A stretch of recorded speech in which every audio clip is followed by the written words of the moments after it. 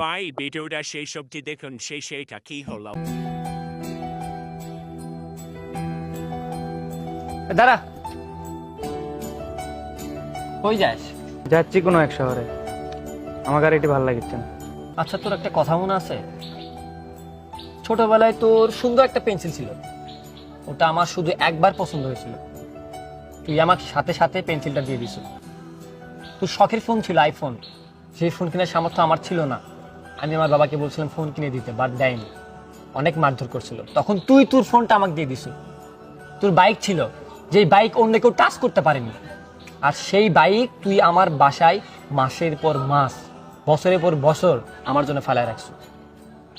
নিজে কি মনে করিস? মানে একদম মহাপুরুষ? তুই কোনো মহাপুরুষ না।